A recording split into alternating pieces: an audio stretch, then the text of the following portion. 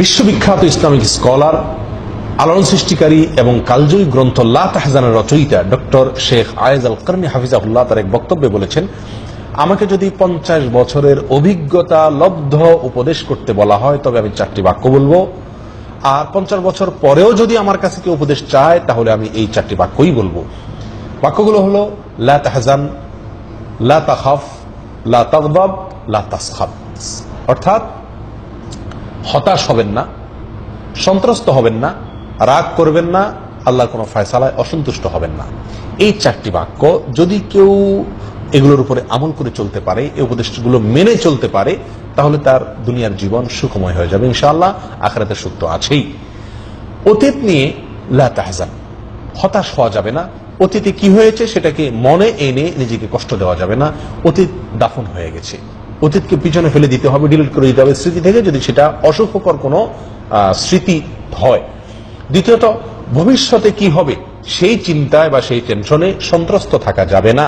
এটা মুমিনের জন্য শোভা পায় না। একজন মুমিন যত বেশি তাওহীদে বিশ্বাসী, আল্লাহর প্রতি যত বেশি তার ঈমান আছে, সে তত কম ভবিষ্যৎ নিয়ে সন্ত্রস্ত হবে। এই জন্য ভবিষ্যৎ নিয়ে সন্ত্রস্ত হওয়া যাবে না, বরং ভবিষ্যৎকে আল্লাহর উপরে ন্যস্ত করে দিতে হবে যে আল্লাহ আমার অতীত দেখেছেন, তিনি আমার ভবিষ্যৎ দেখবেন। যে আল্লাহ সুবহানাহু ওয়া তাআলা অতীতে বহুবার আমাকে সমস্যা থেকে উত্তরণের পথ দেখিয়েছেন, ইনশাআল্লাহ তিনি আমাকে ভবিষ্যতেও সমস্যা থেকে উত্তরণের পথ দেখাবেন। নাম্বার 3, গোস্বা হওয়া যাবে না। চলমান জীবনে কোন অবস্থাতেই চলতি পথে গোস্বা, অতিরিক্ত গোস্বা, নিয়ন্ত্রণহীন গোস্বা করা যাবে না, গোস্বা করা যাবে না। নবী সাল্লাল্লাহু আলাইহি ওয়াসাল্লামের কাছে একজন উপদেশ চেয়েছিলেন, তিনি বলেছিলেন লা তাগদাব, লা তাগদাব, লা তাগদাব। 3 বার বলেছিলেন তুমি গোস্বা করো না, রাগ করো না, রাগ করো না। যদি রাগ না করে থাকতে পারো, নবী সাল্লাল্লাহু আলাইহি ওয়াসাল্লাম শেষে বলেছেন ওয়ালাকাল জান্নাত, তুমি জান্নাত পাবে।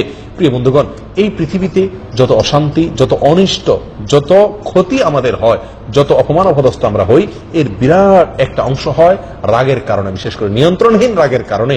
এই জন্য রাগকে যদি এড়িয়ে চলা যায়, রাগ থেকে যদি দূরে থাকা যায়, এটা যদি কন্ট্রোলে রাখা যায়, নিয়ন্ত্রণে রাখা যায়, তাহলে বহু অনিষ্ট, বহু ক্ষতি, বহু অপমান, বহু সমস্যা থেকে আমরা বেঁচে যাবো ইনশাআল্লাহ। এই জন্য রাগকে নিয়ন্ত্রণ করার চেষ্টা করা, এটা দুনিয়া আখিরাত উভয়টাকে অনেক সময় ডুবাই দেয়। নাম্বার 4, লা তাসখাব, অর্থাৎ আল্লাহ সুবহানাহু ওয়া তাআলা আমার জন্য কোনো ফয়সালা, কোনো তাকদীর নির্ধারণ করে রাখলে, আল্লাহর তাকদীর বা আল্লাহর ফয়সালা আমার জন্য আল্লাহ যা দিয়েছেন, যা ফয়সালা করেছেন, ওইটার প্রতি কখনো অসন্তুষ্ট হওয়া যাবে না। আল্লাহর ফয়সালা অসন্তুষ্ট হওয়া যাবে না, বরং আল্লাহর প্রতি আস্থা রাখতে হবে।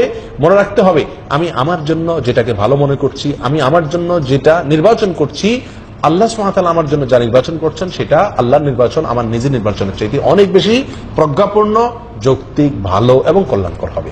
এই কথাগুলোকে আমরা মাথায় রেখে চলতে হবে। আবারও বলছি, হতাশ হবেন না, অতীত নিয়ে, ভবিষ্যৎ নিয়ে সন্ত্রস্ত থাকবেন না, রাগ করবেন না, আল্লাহর ফয়সালায়, আল্লাহর তাকদীরের প্রতি কখনো অসন্তুষ্ট হবেন না, বরং পূর্ণ সন্তুষ্টি অন্তর থেকে প্রকাশ করার চেষ্টা করবেন। ইনশাআল্লাহ দুনিয়া ও আখিরাত উভয় জগতের বহুমুখী কল্যাণ ইনশাআল্লাহ আমরা অর্জন করতে পারবো।